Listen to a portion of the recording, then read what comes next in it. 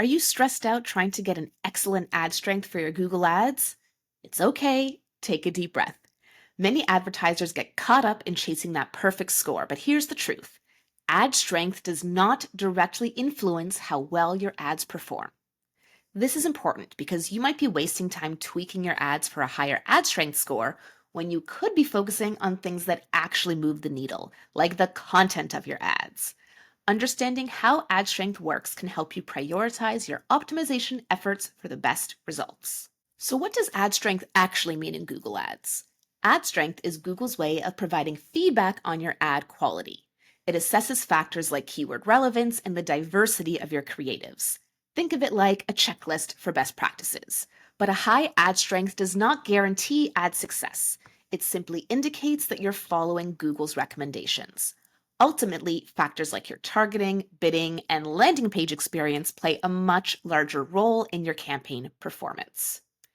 Do you need to have an excellent ad strength?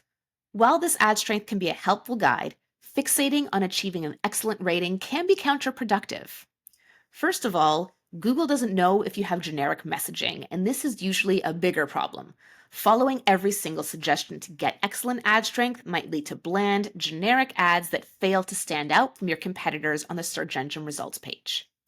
Next, if you over optimize for ad strength, it can stifle your creativity and prevent you from testing unique or unconventional approaches. And you don't want to waste your time and effort. Chasing a high score can distract you from more impactful optimizations like bid management or audience testing. Instead of obsessing over the score, use ad strength as a feedback mechanism to identify potential areas for improvement.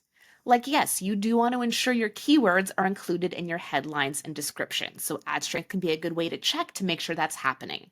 And yes, it's a good idea to provide a variety of headlines and descriptions to cater to different kinds of search queries and user preferences. But one thing that ad strength won't point out, for example, is that you want to make sure you have at least one headline in your responsive search ad with a clear call to action. So, can you ignore ad strength completely? I mean, yeah, you can. There are certain things that you might want to do that will cause a lower ad strength but better results. For example, pinning.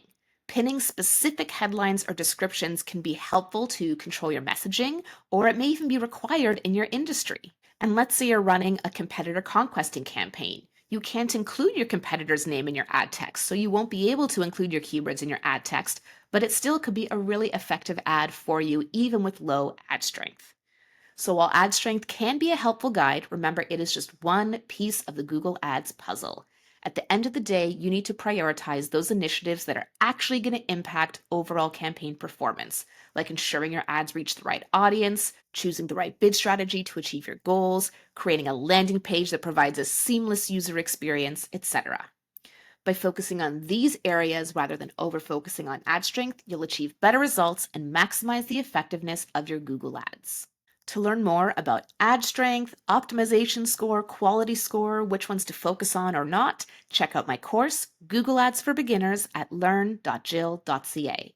That's learn.jyll.ca.